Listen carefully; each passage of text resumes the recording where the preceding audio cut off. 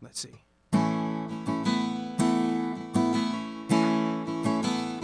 Oh, friend, I've seen the burdens of these times and all the things you dreamt of being weigh you down.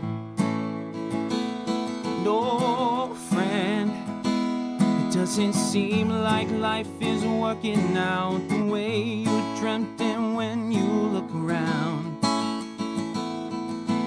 The promises of better days don't heal the way they should. What's the use in going on when life ain't all that good? And he said, what do I need with love when I can't understand the love that's standing in my face? And what do I need with dreams when I can't even find the answers to the ones that get me running right in place?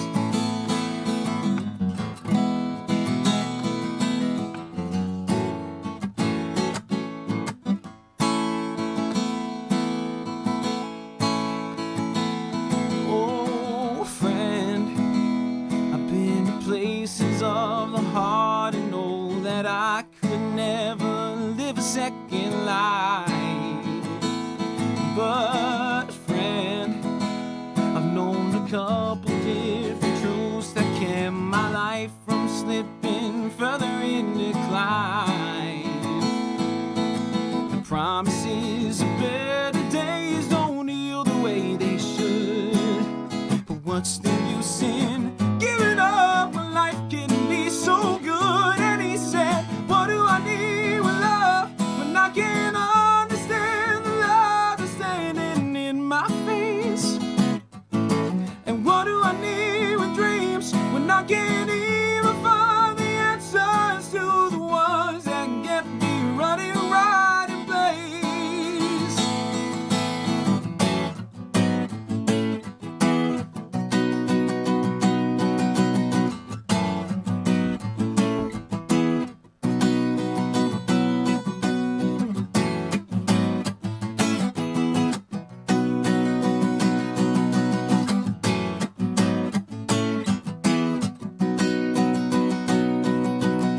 What do I need with love when I can't understand the love that's standing in my face? And what do I need with dreams when I can't even find the answers to the ones that get me running right in place?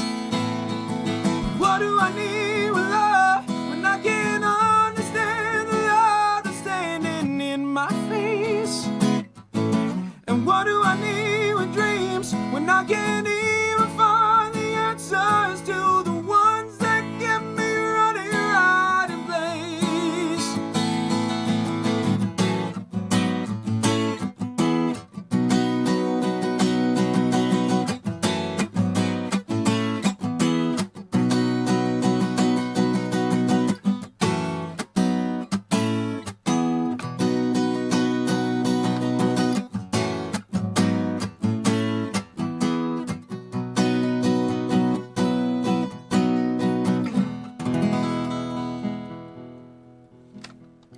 You're listening live. The sounds of Charlie Widmer with his new single, What Do I Need with Love? Here, Yes, sir.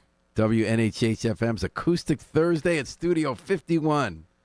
Charlie Widmer is our guest this week, and what a pleasure to have you back in the studio, Charlie. It's been a minute. Thank you so much, Paul, and NHI. Man, it's been a really long time. I can't remember. Honestly, we're just talking about Well, it. we've been seeing you around town, but in terms of you being in the studio. That's right. It's been a while. I mean, yes, no, I have been definitely performing. That's for sure.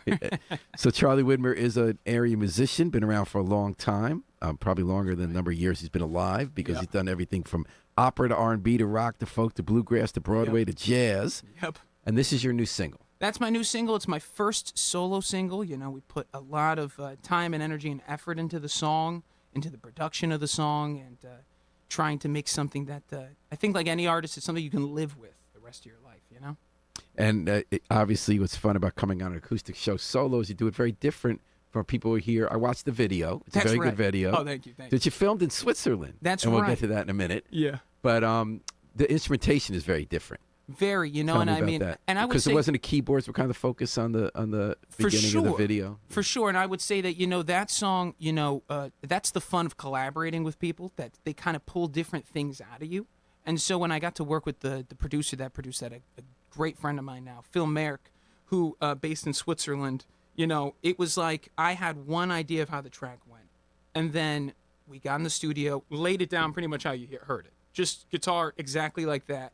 And then 2 months later, you know, because we had to go back and forth, a million different things, he sent me the first cut of it, and it was shockingly different, but in a way that was like, oh, this is how it needs to go. I was thinking about songwriter. So when you wrote this song, what were you thinking about? Who's this about? Who's the old friend? Well, I think that's you know, it's a great question. You know, this song is actually an internal monologue, like discussion, if you will, between me to myself, and it was right at in the heat of the pandemic, where it was like vaccines weren't out yet. You know, us as artists, we were the first ones to lose our jobs, you know, the last ones to get back to work.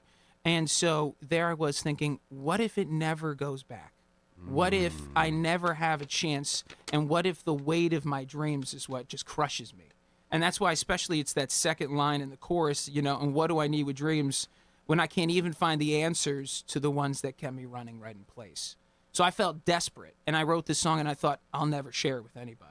And, you know, that's the best thing about having bandmates, is that, you know, you think, all right, well, if anybody's going to tell me it's not good. You know? I think it's good. You know, thank you so much. And the other thing so one thing I've been thinking about lately is how a song that's about something specific and tells it well, often, not always, the secret is to make it universal enough so other people could find meaning in Right. it. So I've been thinking that only because Right. Beyonce just did a cover of Blackbird. Oh, incredible. Yeah. And I had forgotten Yeah. that it was about the civil rights movement. Same. Yeah, I actually had never heard that, and I was shocked to hear that. And it works. Oh, yeah. And it works on its own. Yes, it does. And so does this. I had no idea that's what this is about. So then I'm watching you play that, and I was thinking, so you wrote it on guitar? Yeah, and I write all my songs on guitar. Everything starts on guitar and voice. And then from there, if I demo it out, I tend to add all the harmonies and stuff, just because I'm just like a harmony nut. I was thinking about demos. Yeah. So like we talked about your guitar playing before you came on. Yeah. And that to me was the ultimate demo guitar playing. Because when you're coming in to promote a new single like you are here on the radio, you can't bring your whole band with you. You No, can't bring all no. the flavors. So you're stripping it down raw. And I felt like I was hearing, because I watched the video and heard the keyboards, I Yeah. felt like I was hearing the demo. And I was thinking how, okay, you talk about how you're not Eric Clapton, right? Right. You grew up with Eric Clapton friend, right? But you're a good guitar. And I realized what you did right in that was the rhythm. Yeah. So you know you had those parts where it builds when you're doing the in exactly. between the verses and the chords going Right. up the neck. And I think that might be one of the secrets when you're writing a song. Can you hear when you're writing the song, you're thinking about the basic chord structure, the basic rhythm. Right. Can you hear where else it's going to go, or are you thinking I'm doing the strip version, I'm going to wait for my friends and my producer to go there? No, I think that, you know, you kind of get this vision of what it could be to a certain extent. And then in the instance of what my single became, I was more surprised at the different direction the producer took. But I would say most times when I'm writing a song, I want it to be able to live by itself on a guitar and voice. Otherwise, I don't think it's good enough to record. And that's just, for me, a rule where it's like, you know, I remember hearing John Mayer say that he had this one song, not his last album, but the one before, where he said, yeah, this is the kind of song, like, you know, it's a little campy. You know, he said, like, and, you know, he's like, it works, but you could never really do it with guitar and voice. He's like, a great song should be, that's the mark of a great song. And so since I heard that was like, all right, I got to make sure every song I could stand with a guitar and sing it and be happy with that. And then go into a room and say, where else can we go with this? How much further can we push it? That's interesting. And it made me think what I said about lyrics, also in the chord structure and the rhythm of a song. Right. It can go, it stands on its own and it can go other places. I'm thinking of Bob Dylan writing All Along the Watchtower as like a solo guitar acoustic, and then Jimi Hendrix blew it into outer space. Yeah, absolutely. Or Suzanne Vega, I don't know if you heard Tom's Diner, and then she was happy someone stole it without permission, a rap duo in England, and made it into a beat. I mean, like, yeah. It must be fun to see your song take flight with other people. I mean, I think that, you know, again, with this song, we had kind of like 2 years as a band of kind of throwing it out there. You know, I think that actually NHI did a report on this song for us. And, you know, and so when we did it then, that was like the first time, that was literally almost 3 years ago now, that we kind of put it on stage and tried it. And then it was like, again, that I wrote this song, I'm never going to share it with anybody. here I am sharing it with my bandmates, you know what I mean? Red in the face, like super nervous, getting through it. And then at the end, they're just like, wow, that's really great. All right, so it's validation, but then you still don't know if will audiences love it. And then you go out to the audiences, and then the audiences were going crazy. It wasn't normal responses. So when, this thing in Switzerland materialized, it was like, if you could record one song, just one song of yours, what would it be? And I went and talked to the guys because it kind of started to be our song in a lot of ways. And I said, I know it's not cool to steal a song back, but I've got this opportunity, and if I was going to do one song, it would be this. And why did you have to pick one? Just because, sometimes you get one shot, right? Mm-hmm. You know what I mean? And it was really just like the way this was working was like, let's see what happens. Let's produce one, and then let's go from there. And, now I can happily say we're just on the end of recording the whole album. So Okay. it's just, we're in the So the mixing album's going to be master. coming out. Oh, yeah. And then, so let's talk about, before you play another Sure. one, let's talk about Switzerland. So Yes. you promote on your social media that you're half Puerto Rican, half Swiss. That's right. And do you have so I guess you have connections to Switzerland? Is it that you just Right. went there for roots, or how did you get I was connected there for your career? So I was born in Switzerland, Oh, I was born in Zurich, and I lived there till I was about 4. And then my mom moved back to the States. My dad stayed there. So, with my dad being in Switzerland, we went every single summer back okay. to Switzerland. We would, and then, as you get older, the time becomes less, right? 2 months we would go when we were kids, and then like in your teens, it starts to become like, 6 weeks, and then high school ends, and you're lucky to get a month, and then eventually becomes, you're lucky to be there for a week or 2. But so I've always kind of had my roots in Switzerland. I speak a bit of German, and I feel this sense of home because my dad is there. So as soon as the plane lands and I start, even as I get on the plane in New York and I hear Swiss German, it's like this weird calm goes over me because I feel it's like this, it's built into my head so that, since I was a little kid, that's what's in the background. So as soon as I hear it, I feel like, oh, I'm going home. And so then I go back here and we've tried. I mean, I did the Switzerland's Got Talent. I want to say years back, you know what I mean? Right when I got out of college. I remember that. And so that's what really helped me with the opera stuff. But then it was like, let's see where we can go with this thing. And my dad is kind of in the entertainment stuff over there, but he's tried for years and years to help me. And it's just like nothing ever clicked until last year. All right. So the single is What Do I Need with Love with Charlie Widmer. He's here to play on Acoustic Thursday on the WNHA Studio 51 at 51 Elm Street. You got a song up for us now called Upon the Knoll. Yeah, this is one of those songs that when me and my bluegrass band On the Trail, when we first got together, I knew nothing of bluegrass. The other guys had much more experience in bluegrass. I'd never played a bluegrass song in my entire life. It's just my best friend, the fiddle player, said, let's do a gig. Let's try one. And so we'd been a band for maybe a few months, and he came up with this beautiful melody he sent to us. And so then I said, let me try and come up with some words, and it's kind of become a mainstay for us. This one's also available for streaming if people want to listen to the version we cut years back. What platform? Any of the platforms, yeah. Upon the Knoll by On the Trail. Is it a knoll or the knoll? The Knoll. All right. Yes. Charlie Widmer, Upon the Knoll.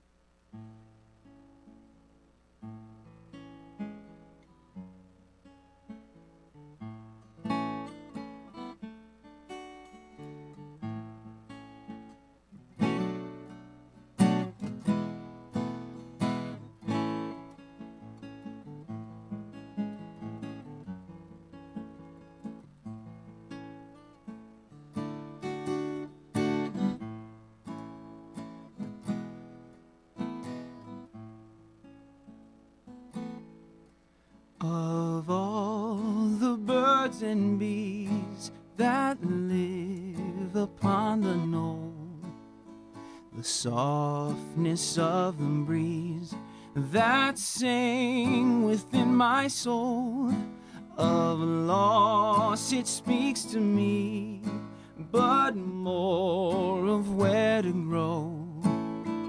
A home at hearts set far apart exists so beautiful.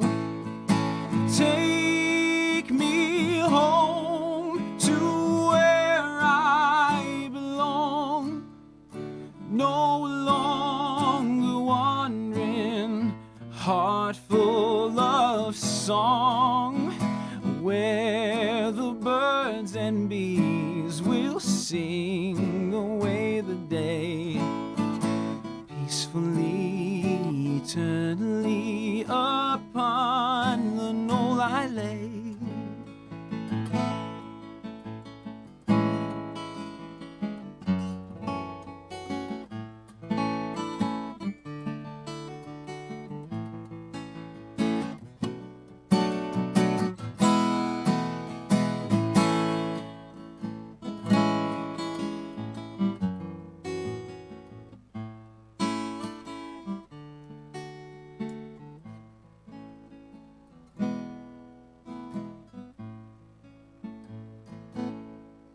Of all the birds and bees that live upon the knoll, there sang a little sprite that spoke within my soul. She told me all at once that I would never find my own until I found the peace that comes with being all alone.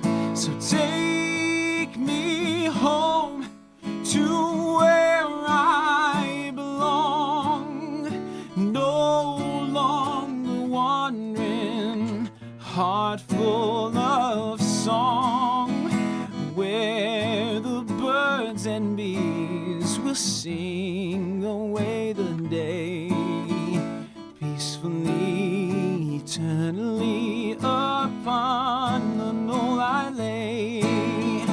Take me home to where I belong,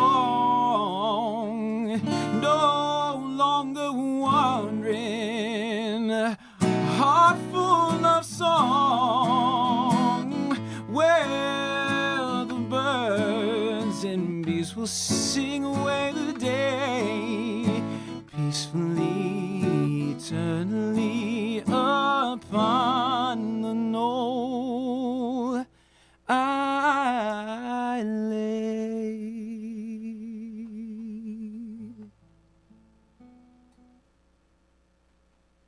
Charlie Widmer on WNHH FM's Acoustic Thursday at Studio 51 playing Upon the Knoll. Nice job, Charlie. Thank you. So great to have you in the studio. Oh, it's a pleasure, really. So you played that with your bluegrass band. That's right, you know, and that's a song that was one of the first songs that we ever wrote as a group, and then we kind of cut the record on it, and it was, again, another one of those songs that, like you said, you get to see what it does for other people. And that's one of those ones that no matter where we go, it becomes highly requested. Or, you know, the weirdest comment we get a lot is like, God, I hope they play that at my funeral. Yeah, you know what I mean? I can And feel you're it like, feels you kind of know, and- Irish to yeah, me. yeah, and I agree. You know, and it's because that melody was started on a fiddle, and that's really, you know, that's so. You know, our fiddle player was the one that sent us, and it was just literally. So him you did the playing. words and the fiddle player. Because one thing, and when he'd start on a fiddle, who did the chords? The chords are kind of implied, and that's the nice thing, you know, for us as musicians. Once you get to a certain level, you can hear, as long as you know, okay, this is the key I'm in. You kind of go, okay, I know where the chords. So you played that in A. Yes. Second chord is A major. A major 7, and then it goes That's to to a the ninth. F sharp minor 7, right? Oh, Which is okay. like that little sister chord of like there's the A and then there's that F right there, goes beautifully with it, then back to that. And that's the thing. So you hear that in the melody. So all of us, we never have to go over chords too much as a band. It's just like if there's a melody, we all okay, yeah, yeah. And there's the reason I asked about that. Yeah. So that progression you do at the beginning of the verse. Yes. It's not what we typically think about bluegrass and country. No, it does certainly feel not. a little more like a mournful Irish song. Yeah. But then again, Yeah. before you and I were born, before you were born, Yeah.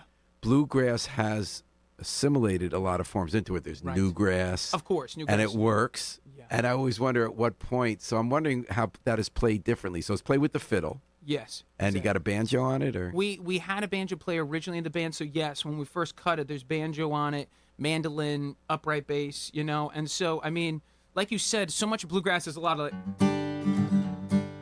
and also the instrumentation is part of what defines it, right? The acoustic Yes, guitar and the exactly. fiddle and the bass. Boom, boom, technically boom, boom, boom. we break the rule because these days we don't have a banjo, so it's like almost like, you know, it's almost sacrilegious. They in let you bluegrass in, world. but yeah, a little yeah. Now they sacrilegious. almost get a little mad. You know, you could use a banjo. We're like, all right, you know. Well, the other reason I asked about that is I think you must be the most multifaceted musician I've ever interviewed in terms of genre. Oh, And we've had you on when you were doing an opera performance in That's New right. Haven. That's You've right. done Broadway kind of cabaret Yes, performing. absolutely. I watched you at Cafe 9 with your brother doing R&B hip hop thing, Yeah. which was just awesome. Yeah. You've done folk, you've done jazz. Yeah. Tell me about that. Did you begin thinking you're in one genre? Or so we talked about how bluegrass itself expands to be a lot of genres. That's Yeah. happening everything. I mean, that's the Beyonce album, right? For sure. Yeah. But how does that? You've gone so deep and studied Yeah, opera. You've right. done the folk rock Right. thing. You've done the. What is that? Do you ever have an identity crisis, or do you feel like it's a great meld? Is there something you lead with that helps you inform it all? I think that, probably from the angle of sales, it's probably constantly what I hear. It's like, what are you? But I think that as an artist, that's almost my problem. It's like I feel pulled to just explore the things that get me excited.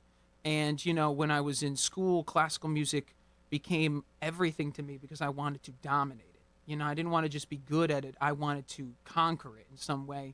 And then you realize that you grow a little older and you realize that's not really how art works.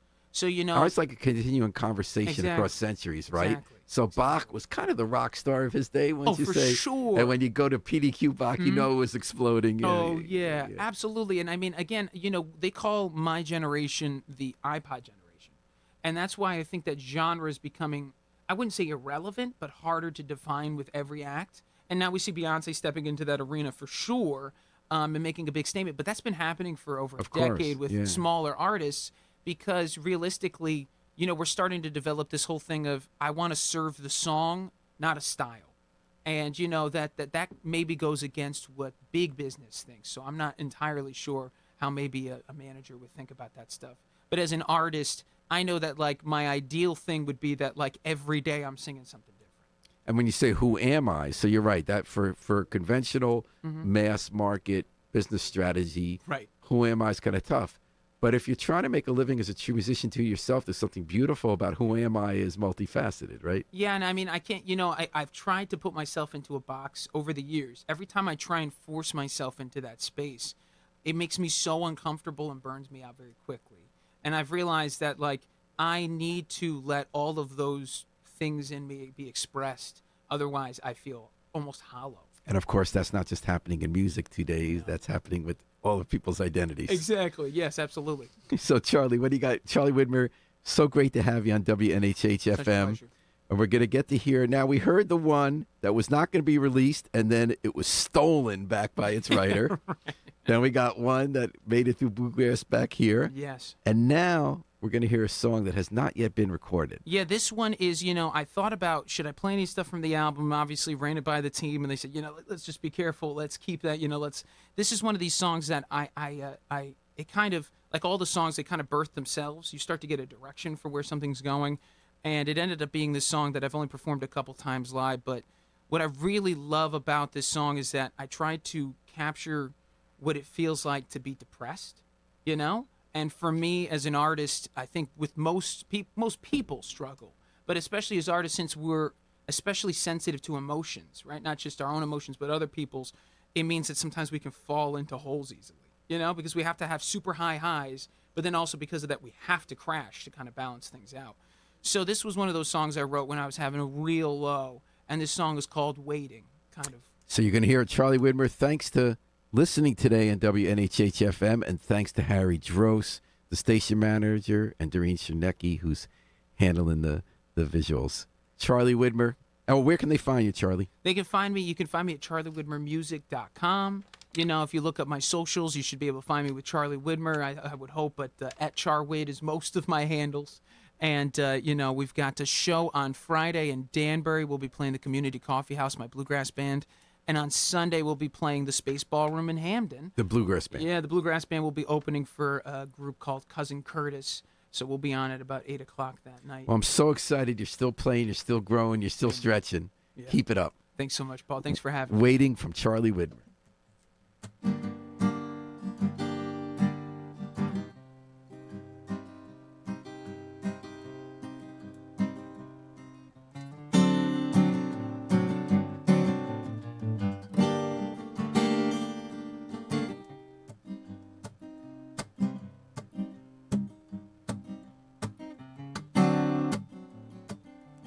It's been days, months. years fall in between, and still I cannot seem to shake this feeling. There's been ways from when it used to be, bigger piece of me that felt some healing. 'Cause the curse is more perverse than these words can overcome. Feels like in years I've longed to warm up in the sun.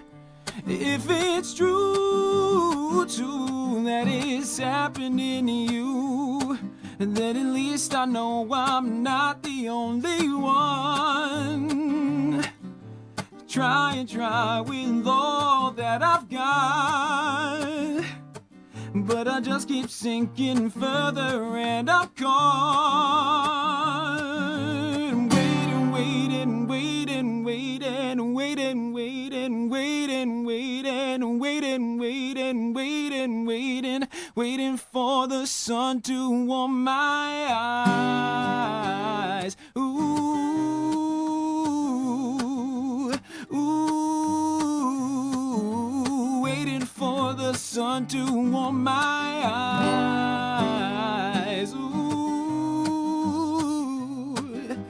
ooh, oh, oh.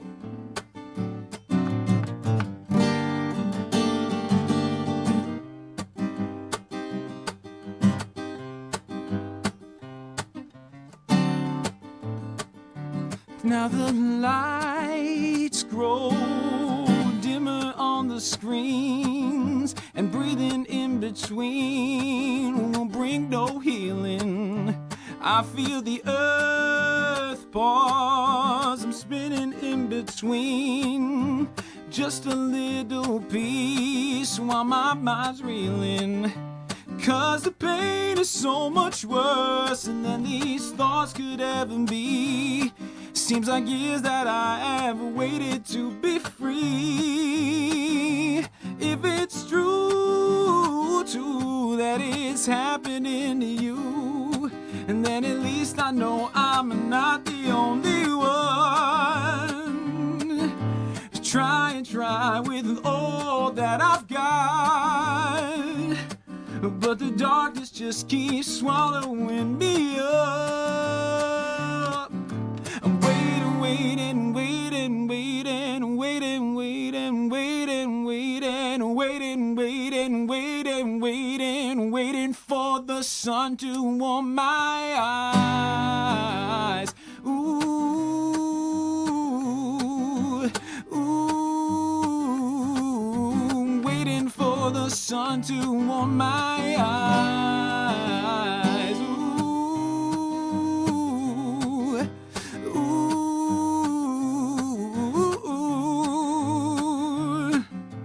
try and try with all that I've got, but the darkness just keeps swallowing me up. Waiting, waiting, waiting, waiting, waiting, waiting, waiting, waiting, waiting, waiting, waiting, waiting, waiting for the sun to warm my eyes. Charlie Widmer.